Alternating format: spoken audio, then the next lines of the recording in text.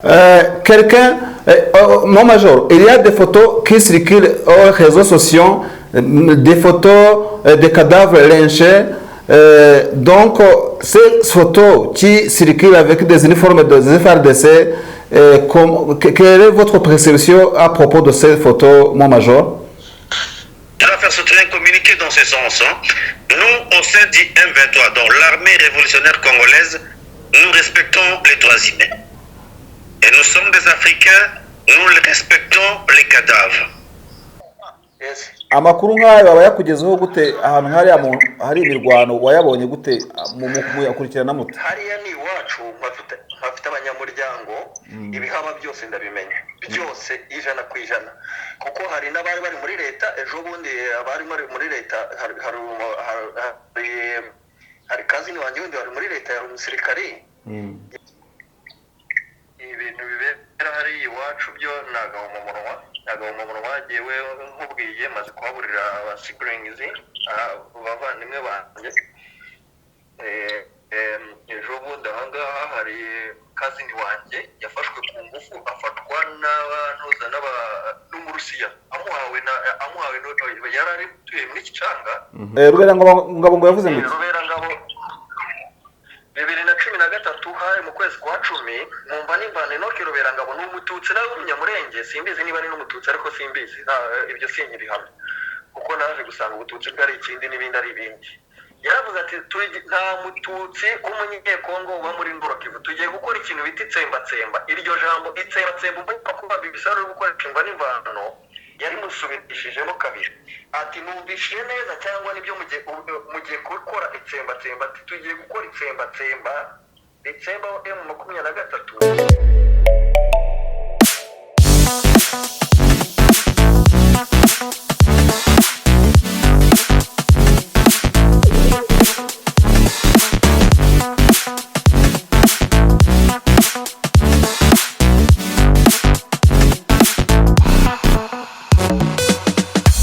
Reka tubahe ikaze mwebwe mwese mukurikira ikiganiro uruvugiro kuri Bwiza TV ndetse na bwiza.com na bwiza.com. Bwiza.com ukaba ushobora gusangaho inkuru zitandukanye ziba ziganjemo izo twahereyeho dusesengura ku muntu wacikamwe, ariko noneho reka tugusuhuze wowe aho uri arabari mu mugabane wa Amerika. Dufite benshi batandukanye ariko kandi hari abari mu biyaga bigari nko mu Rwanda, mu Burundi, Eastern DRC, Western Tanzania. Ushobora kudukurikira muri Malawi, Afrika y'Epfo, Denis cyangwa se no muri Aziya hose tuhafite inshuti n'abavandimwe badukurikira cyane. Denis rero nawe suhuza ndetse no muri za Finland, muri Scandinavian countries, washyiramo Finland, washyiramo Denmark, washyiramo Norvège. Norvège itari ya Kigali, ariko n'abari muri Kigali nabo turabasuhuza kwa Bandimbati hariya. Kwa Bandimbati bino Ruvoje. None ahantu rero tudafite abantu, dufite abantu ahantu henshi pe. Wasuhuza se mperutse gutanga nimero abantu bavuze ati warakoze kuduha nimero. Urumva? Sha nahano nabonye bandera.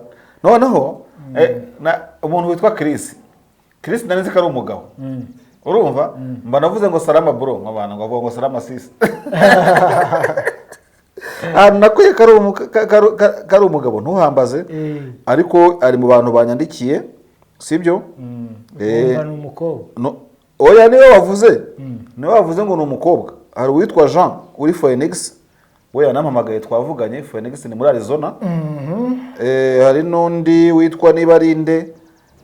Ndaza kukomeza mbarebe ushobora no gusuza abari aho ngaho tutangiye ikiganiro. Nasuza Shadadi wenda ndabona ashobora kuba ari mushyashya kuri Bwiza TV. Shadadi ashobora kuba ari mushyashya. Cyangwa ari ubwa mbere yashyizeho comment, ari mu France. Uwo Pio we P ari Pretoria muri South Africa.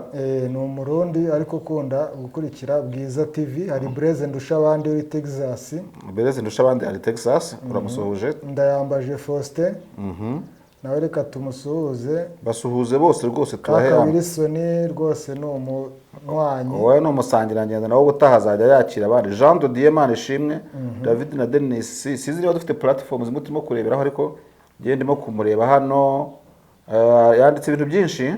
Nta kiganiro cyanjye gishobora kunshika. Kongo ifite ibibazo ariko ingamba zo kubisohokamo barabivanga bagakora amakosa menshi atuma tagera ku gisubizo. Igisubizo nyacyo cyoroshye ni ukwemera kwicarana na M23 amahoro akagerwaho, kuvuza induru uko yaba ingana kose, wavuza ingoma wavuza amodebe bigatinda, uwo muhanganya afite ukuri.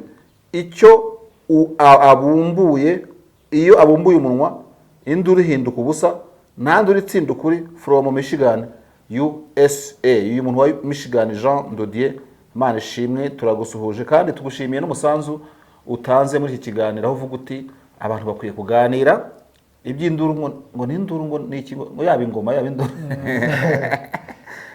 Ufite undi hafi aho ngaho? Intare batinya awe ngo ari muri Canada. Hari Celestin Karera ndakanawe tumusuhuze. Impact P2 ari nawe ashobora kuba ari muri Canada aho bita Quebec.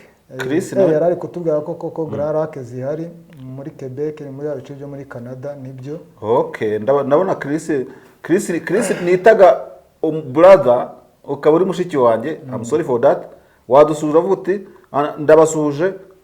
ndabasuhuje bakwangu.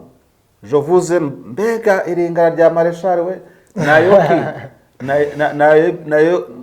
na sorora ingara kiravugwa abagenzi. Joyeze no hano yarahiye rero ko ndabakunda n'impamo. Natwe turagukunda rwose kandi rwose. Professor ndimo kumureba Jean Gakwerere uri USA. Nkaba mfite uyitwa Rudahunga avuga ati tuko pamoja kabisa moya tugezeho. Janvier Abimana nawe reka tumusuhuze. Nge mfite Kalisa Innocent ati murambe turambane na Kimasa Siak ako muri Amerika tuhafite abakunzi benshi. Amerika tuhafite abadukurikira benshi yakubwiye ko aba mu gihugu. Naki nawe ari muri USA ariko ntabwo yatubwiye leta aherereye. Ntabwo yatubwiye leta yahereyemo. Hari witwa uyu muntu yuza hajya niwe waje kutubwira ko yitwa Mugisha, nibyo I don't know. I'm live today with you guys. Kongo yarasaze kuko irarya abantu gusa. Tshisekedi ntabwo yashyize mu gaciro, yahitamo gufatanya na FDL kurimbura abatutsi uhereye Minembwe. yararufunguriye kwipata 2013 nari Kibumba. Ntabwo twakuwemo nuko baturushije abasirikare bo barabizi. So uriya musivile yaribeshye, uyu we n'umusirikare za Kibumba. Eric More nawe ati mu biyaga bigari muri USA ni muri leta ya Minnesota bafite ibiyaga bito bigera ku 10,000. Hari wavuze ati David witwa Marie Goretti tujana musuje agomba kuba ari umurwanyi. Ngo Denis aragukaruma wowe ngo shwi. Muzajye kubaza Colonel Nzenze abaganiriza. Colonel Nzenze ntabwo ari umuvugizi wa M23, ni umukoroneri uri ku rugamba, ntabwo umunyeshyamba apfa kuvugisha ubonye wese. Sasu na mikoro ntago bijyana. Akabaye tumuhamagara hano rwose live, ariko bahita bamubwira ati we ukubita amasasu undi wiringoma akubite za mikoro na za kamera. Alexander Ishimwe nawe ati David Denis Bozande Konangaye mu nshuti zanjye. Okay, tuzandeko kitoko maramo. Rudahunga Theoneste nawe reka tumusuhuze. Ndowa Yesu ati mbemera kubi bro tu.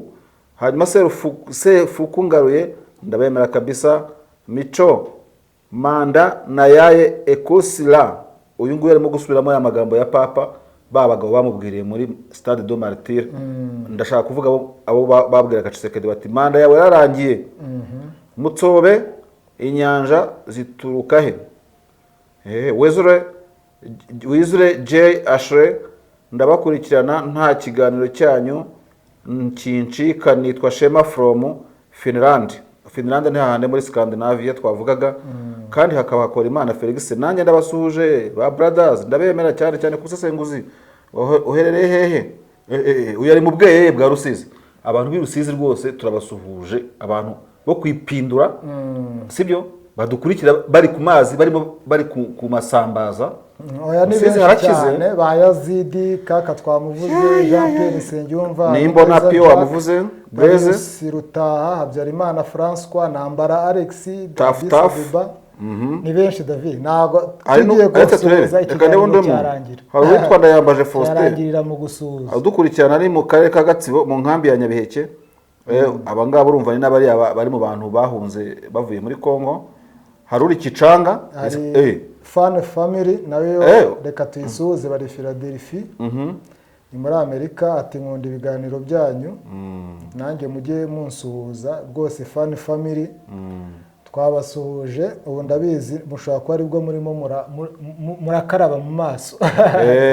Intare batinya wa Canada nawe turagusuhuje. Hari uri Quebec witwa Impact TP for Montreal Canada Grand Lac zihari. Okay, nakubwiye ko zihari. So reka rero n'ubundi tugiye mu kiganiro bwite, tuzakomeza tugende dusuhuza n'abandi bagenzi bacu bari mu bice bitandukanye, kandi dusuhuje umuntu wifuza kuza kuvugana na Bwiza TV na bwiza.com mu kiganiro, ngira ngo ni Mugisha aba Vancouver muri Canada. Tuza kugerageza kumuhamagara twumve ko tumubona ku murongo, tukaba tugiye kwibanda ku Denis uyu munsi. Turibanda kuki muri iki kiganiro? Toujours turibanda ku mutekano muri Burasirazuba bwa Repubulika ya Demokarasi ya Kongo, aho ibintu bikomeje gufata intera. Abatuye umujyi wa Goma bari mu gihirahiro, ntago bazi nimba bucya bakirinzwe n'ingabo z'igihugu cyangwa bari bube barinzwe na M23, ntabwo barabimenya. Gusa mu birometero bikeya uvuye Goma, ubwo ni muri bice bya za Sake na hehe, biravugwa ko rwose inyeshyamba zirimo zirenda gufunga umujyi wa Goma burundu, ngo ntongere gukorana na Warikare ndetse na za ahantu bahahiraga Masisi. Ubwo no kuvuga ngo inyeshyamba zamutse zifashe Sake kaba kabaye, kandi hari ibice bimwe na bimwe twumvishe muri Sake M23 yatangiye gufata mu gihe ariko ikomejwe gusukwaho ibisasu nabyo bya FARDC. Kandi muri no makuru tukaba turi bwibande ku rugamba rwahinanye mu gace ka Masisi. Bamwe bavuga Kirorirwe, abandi bakavuga ngo witwa Kunturo. Nyamuneka abantu bari Kunturo mu gasozi kari hagati y'ifamu, ngo yaguzwe na generali Laurent Nkunda, ayiguye ngo n'umuntu bita madamu, ngo abantu bita kwa madamu, ngo hagati iyo misozi yo Kunturo ngo naho hantu kuri iyo famu, ngo murabe byumva barabikurikiranye, ngo habereye imirwano ikaze. Dani reka mubwize ukuri rero ko byari bije kugenda. Ejo nabonye amafoto M23 irimo gutangaza ejo bundi ibibunda yafashe. None ariko M23 nayo ifite amayeri muri iyi minsi yo gutangaza amakuru, tukabona intwaro yafashe tukabura abo yazambuye, abazambuye. Nibwo natangiye kuvuga nti reka njye kuri internet njye muri laboratoire ndebe ziriya foto kari zo muri Afghanistan, ndebe kari zo muri Somalia n'iki byose. Iriya foto ndayishakisha nkajya kubita muri machine kugira ngo ndeko arandi yaza ndayibura.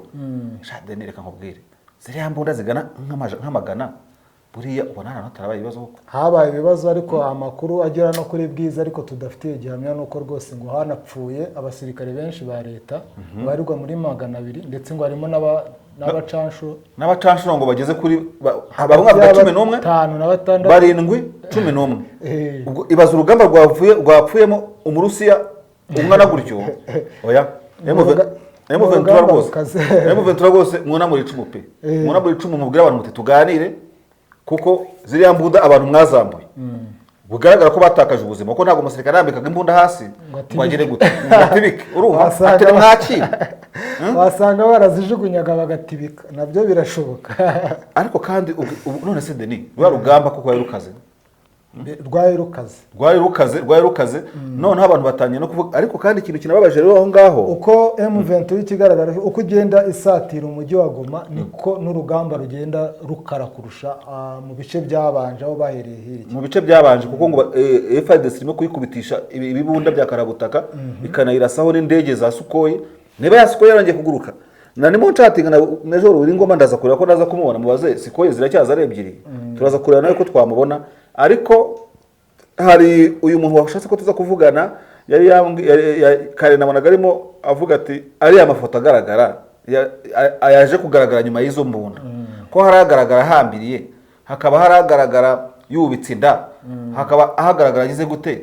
None iriya ntambara yazaberamo uburyo butubahirije amategeko, kandi ko bitaba ari sawa buriya. Ntabwo ari sawa kuko ibyaha byo mu ntambara birahanirwa. Ubwo no kuvuga kwica umwanzi wo muhanganye yamanitse amaboko cyangwa intwaro yayirambitse, kuko bigaragara ko umuntu ujya kumuboha aba yabanje kumufata.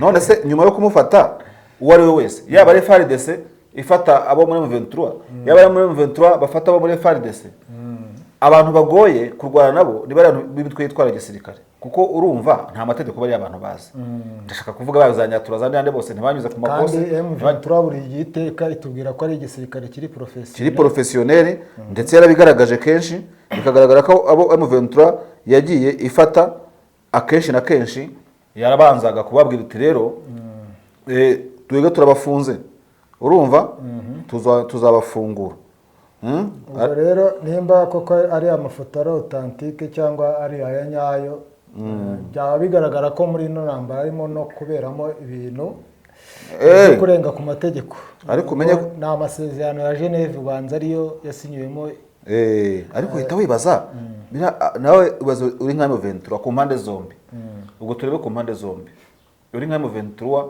noneho bakakuzanira umucanshuro umucanshuro no kukwica ntamuwe urumva nawe arakwica kuko urumva hariya niko kurwana ku magara noneho kongera ukagenda ugafata kuri FARDC nabo abantu b'Inyeshyamba nabo ntabwo baboroshye FARDC yahuye n'akaga rero yahuye n'akaga ngira kubitwa 200 uzi inkomere ziba zirimo habaremo inkomere nka 500 bibaze kurasa abasirikare 200 wabwo so bavuga ko cyangwa niba bakuru tubavuye kitonasha nabyo byashoboka wasanga ari bakaza kwigira intambara kuruzi kunyeshyamba wasanga ari barimo baragirwa ibitambo ugasanga barimo barasiga ubuzima kandi zino nyeshyamba ku mugani wazo ntabwo zoroshye na gatoya reka twitegura rundi kwakira no muntu wasabye kugira ikintu aza kubivugaho turaza kumva gusa yambwiye atari amafoto ateye ubwoba pe agira ubwoba rwose nawe abantu rero bagaragaza amafoto atanubahirije alo mwiriwe turi muri studio za Bwiza TV twabonye wari watwandikiye ushaka kuza kugira ikintu ubwira abadukurikira watubwira uri we nawe uherereye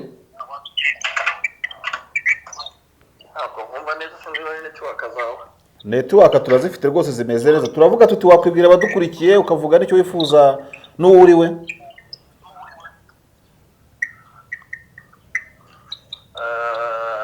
iwacu ni muri Congo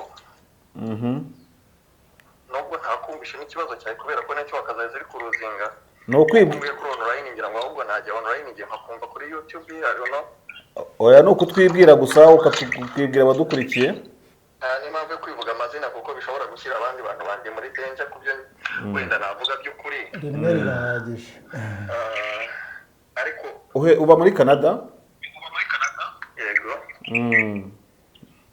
ariko ndi mambure rwose ndi umumemba muri famiye za hariya nanjye niho ukomoka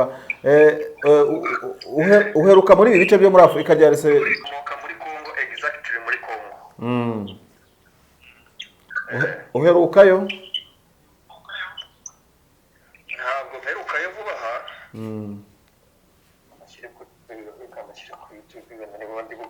ntabwo mperukayo vuba aha maze nk'imyaka 10 ntagera utahagera yego iyo mwumva ibintu bibera mu biyaga bigari nkamwe tuvuge wenda nk'abantu bakomoka muri Congo no mu biyaga bigari muri kure muri za Canada mubyumva mute amakuru abagera hate muyafata mute ese muranayabona kwanza ibintu bibera hari iwacu byo nagaho mu munwa yewe nkubwiye maze kuhaburira abasiblings bavandimwe banjye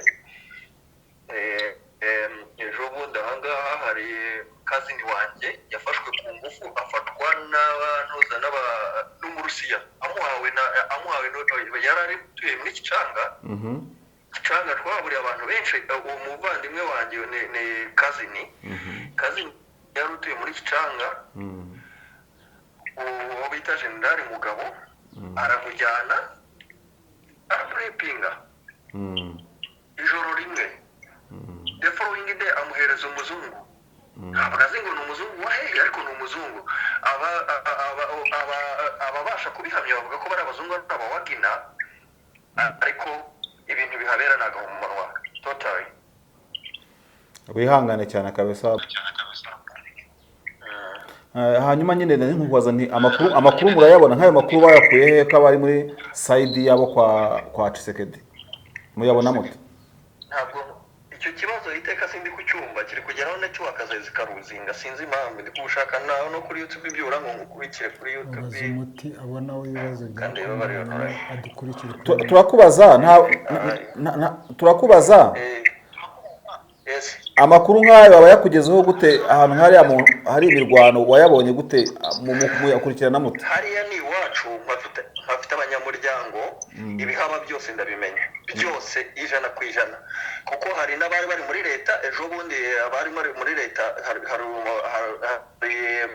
hari kazini wanjye wundi wari muri leta ya umusirikari yari leta na muri leta ejo bundi buriya ubwo M23 ifata hariya za ntuza za ifata za Kirorerwe mu bantu yari iri kurwana ijya kubohoza yari arimo ari mu bantu mwabonye leta yari yamaze guhambira Kandoyi yasize yishe ahantu bayikuye akazini wanjye bamwitaga Force yari mu basirikare ba leta aho ngaho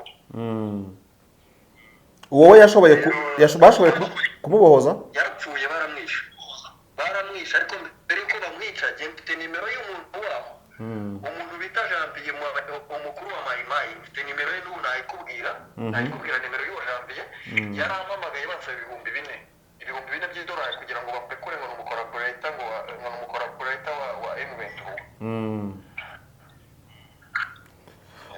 Utekereza ko ari uko kwishwa kw'abamambure kw'abantu bavuga ikinyarwanda muri FARDC twabihuza n'amafoto tumaze iminsi tubona y'abantu bishwa bahambiriwe? Rwose ayo mafoto mubona abantu bahambiriye usanga ari abantu bari kumwe nabo bakaba babaketse kuko uwo muvandimwe wanjye basanze bamaze kumwica bakimara kumwica ni ukuvuga ngo ikintu we abamenyekana nka bariya mujya mubona babagaragaza usanga ari abantu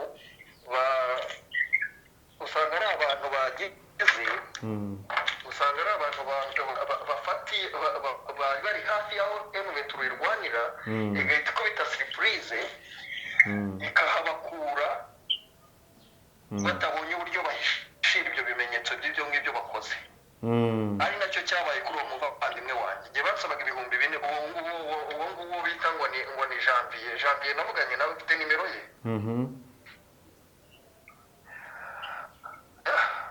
ntabwo byoroshye bihangane inshuti yanjye none se nkubaza tujya ku musozo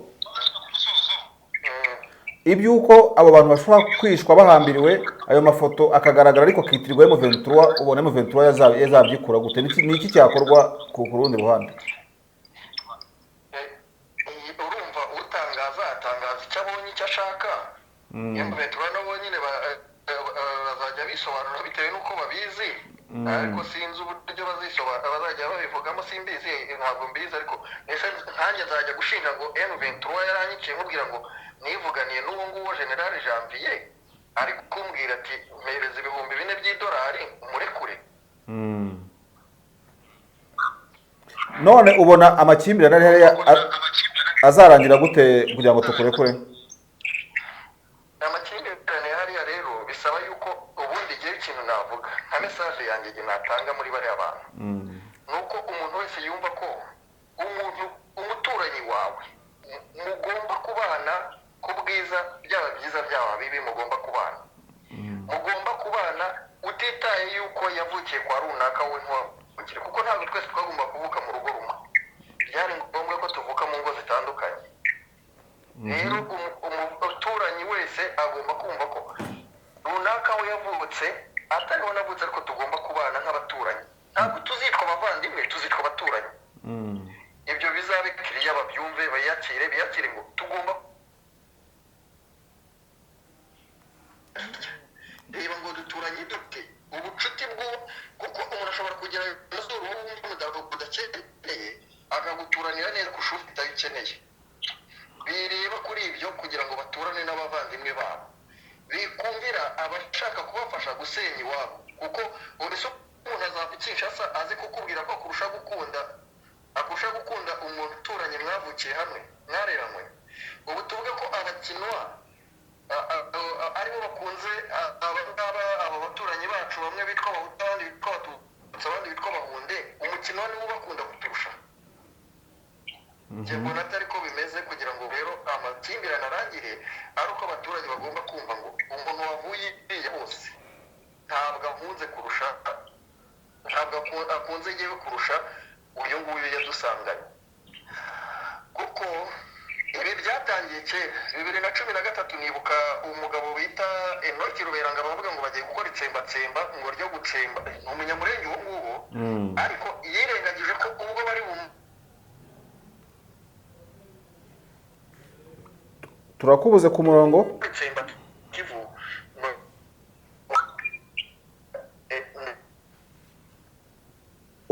umurongo wari ucitse, wasubiramo ngo ibyo Ruberangabo yavuze.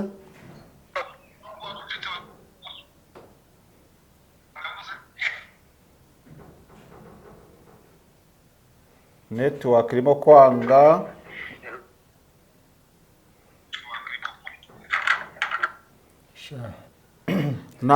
Ntabwo bidukundiye rero Bosco, birimo gucika. Tuzongera kuguhamagara ubutaha. Birimo gucika. Genda kumva neza. Okay, ngo Ruberangabo yavuze ngo iki? Ruberangabo ngo yavuze ngo iki? Ruberangabo 2013 hari mu kwezi kwa 10, numva nimbane Enoki Ruberangabo ni umututsi nawe w'umunyamurenge, simbizi niba ari n'umututsi ariko simbizi, ibyo sinkibihamya kuko naje gusanga ubututsi bwari ikindi n'ibindi ari ibindi. Yaravuze ati nta mututsi w'umunyekongo uba muri Ndorokivu, tugiye gukora ikintu bita itsembatsemba. Iryo jambo itsembatsemba umva kuba bibisaro gukoresha imva n'imvano yari musubirishijemo kabiri. Ati numvishije neza cyangwa nibyo mugiye gukora itsembatsemba. Ati tugiye gukora itsembatsemba, itsemba M23 na buri mututsi wese wo muri Ndorokivu. M23 bitewe n'amasezerano yifitanye na Kabila yari yamaze kumvikana nawe kwivamo, yavuyemo nyine iragenda ijya Uganda, ari naho Gisekedi yayikuye. Burya ntabwo ariyo yivanye Uganda, yavuye na Gisekedi, kuko naho muri mu betu naho hagiye harimo abavandimwe.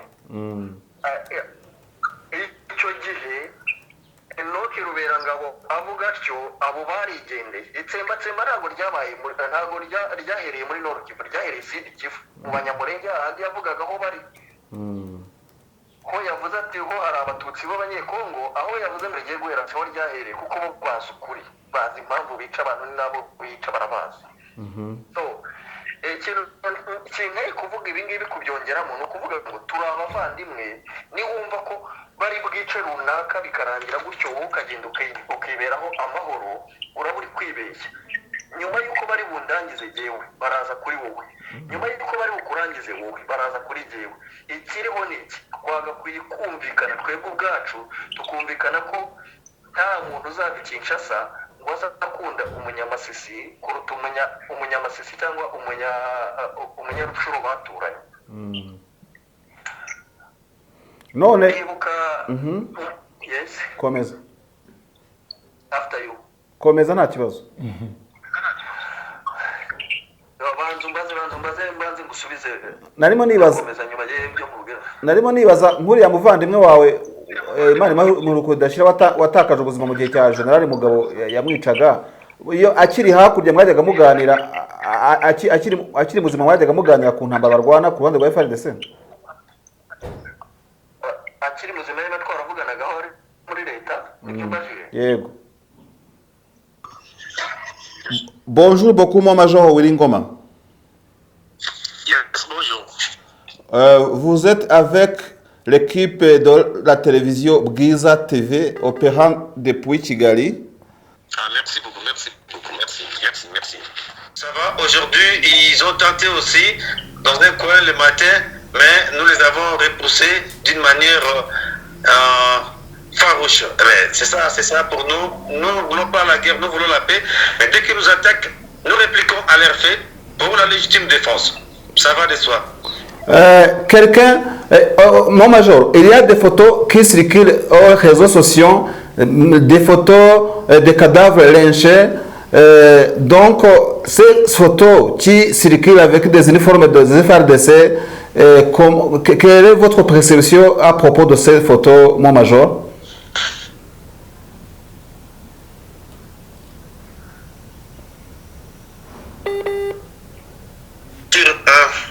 Alors, je vais faire ce train communiquer dans ce sens. Nous, on sein du M23, donc l'armée révolutionnaire congolaise, nous respectons les droits humains. Et nous sommes des Africains, nous respectons les cadavres. Eh bien, nous ne pouvons pas profaner les cadavres, nous ne pouvons pas lécher les cadavres, nous, au sein de l'armée révolutionnaire congolaise. Donc, ce qui circule, les gens doivent faire attention avec les sociaux médias. Que les gens ne tombent pas dans des pièges de l'ennemi. Vous savez que le FRDC tue les militaires qui sont le FRDC, leurs propres militaires, je m'excuse, soi-disant qui sont des infiltrés, utilisent les mots infiltrés et d'autres utilisent les mots que des étrangers, des ennemis. Les FRDC tuent et massacrent certains de leurs militaires d'origine qui ont des morphologies, donc comme vous le savez, donc qui ont des faciès Tutsi, dans les morphologies Tutsi, on les massacre, on les tue. Et d'autres même, d'autres Congolais, d'autres militaires qui sont là avec eux, qui sont soit d'autres provinces, qui ne sont même pas des Congolais rwandophones, mais on les tue puisqu'ils ne veulent pas combattre contre le M23, puisqu'ils voient que c'est une guerre injuste que mettre contre le M23, et aussi on les tue, on dit que ce sont des corrompus, on dit que ce sont des gens qui sont tournés vers le Rwanda. On les tue, on tue même les gens surtout on tue les gens de l'Équateur, on tue les gens de Bas-Congo, on tue les gens même de Katanga qui refusent, qui sont au sein de cette armée, qui refusent de se battre contre les M23, qui voient que le gouvernement ne fait absolument rien pour eux. C'est ce qu'ils disent. Donc on le dit, ils sont des traîtres. On les massacre. Donc attention que les gens ne tombent pas dans des pièges. Nous, le M23, nous ne puissions pas faire ce qui est dans la vidéo. C'est faux, archi faux. Ce n'est pas le M23 qui aurait fait ça. Non. Attention avec les pièges du gouvernement. C'est les FRDC avec le F de leur sac là des Codeco et des mercenaires qui tuent ces militaires, soi-disant des traîtres, des étrangers, des infiltrés. Alors les gens doivent faire attention avec ce qui circule sur les sociaux médias. Il y a aussi l'information qui dit que vous avez capturé plusieurs mercenaires dans ce jour-ci. Est-ce vrai ça? Les opérations continuent. Vous saurez tout au moment opportun. Donc même il y a des officiers qui font la défection au sein de FRDC.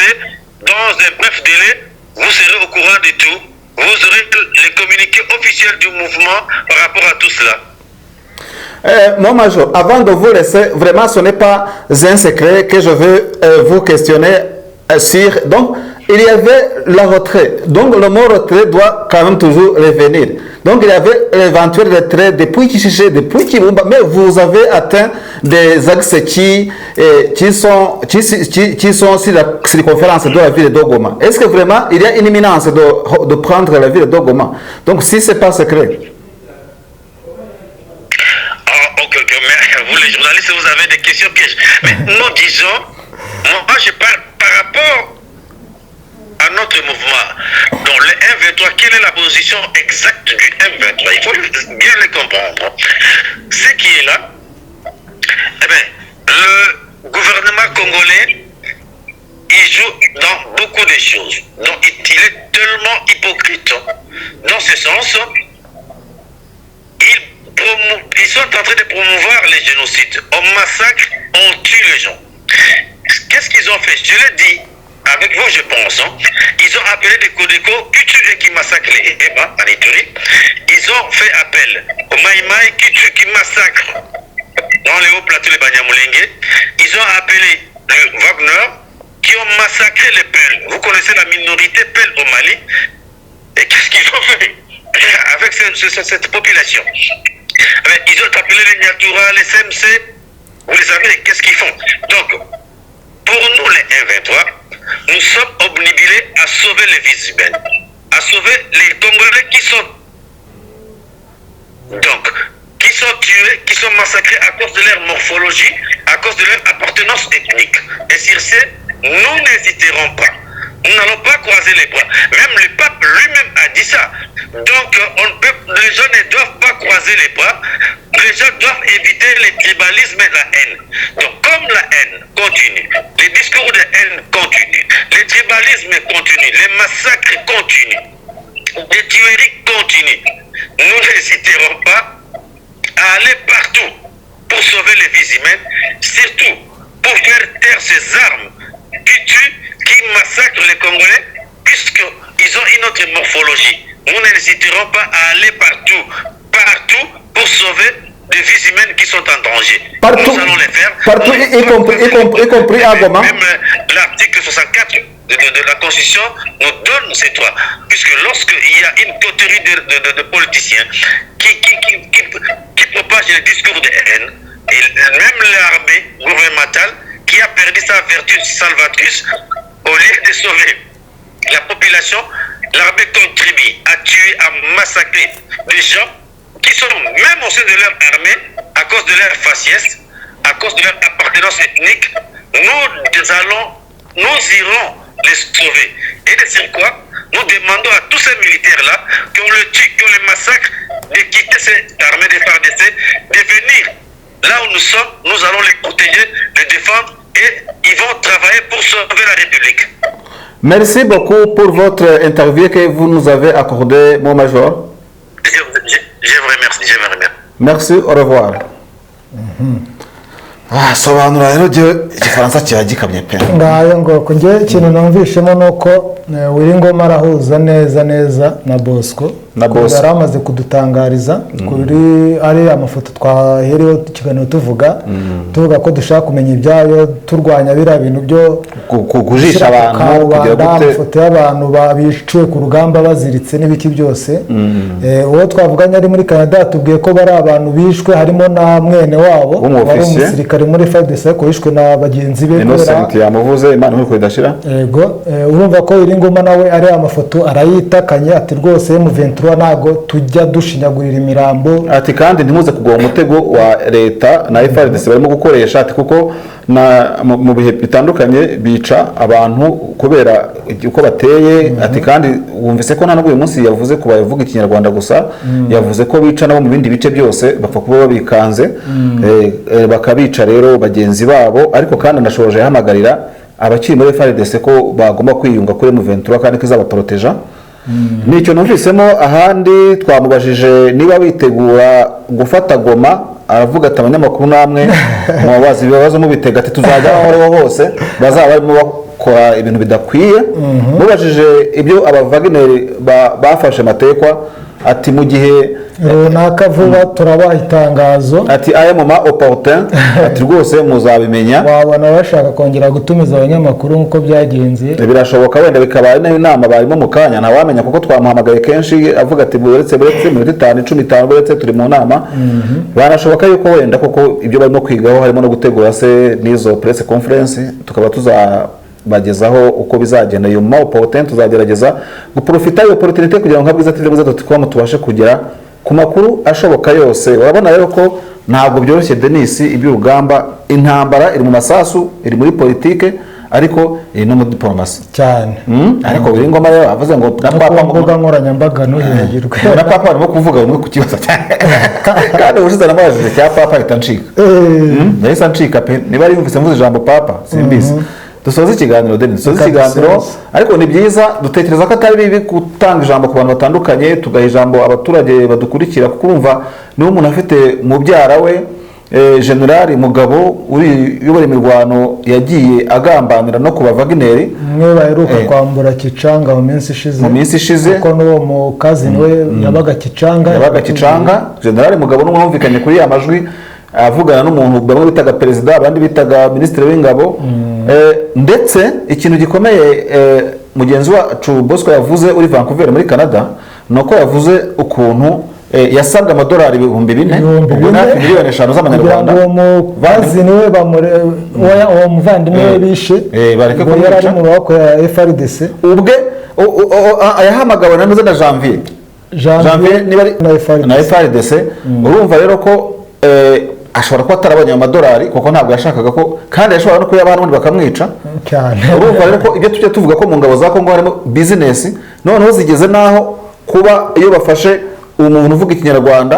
bakamenya ko afite aho yakura amafaranga imiryango yabo muri za mvugo z'iki gihe babitabona ko ari boro kandi n'umusirikare mugenzi wabo barwarana bakamugurisha kugira ngo apfe cyangwa se abantu bamurokore batanga amafaranga. Ibyo bintu ntabwo byoroshye. Rero rero mfasha dusoze kino kiganiro. Reka dusoze dushimira abari badukurikiye bakomeze bakore subscribe bakore share bakomeze baduhe ibitekerezo. Urabona ko nko kuvugana na Bosco niwe tubikesha yatwatse nimero tuma nimero none atugejeho igitekerezo cyiza ndetse n'ubutaha nidukenera numvishe Bosco ari umuntu uzi ibintu byo muri kariya gace dore ko ari n'avuka arabizi cyane kandi Bosco afite amakuru ya hariya menshi n'ubutaha rero twazamukenera twazamwifashisha kandi n'ubundi n'abashobora kutwandikira n'ubundi ushobora kwandikira ku nimero ubona kuri website ya bwiza.com ushobora kwandika no kuri amagambo atandukanye abagaragara ku rukuta rwa Bwiza TV ushobora kutwandikira natwe ku kamenyetso ko guteranya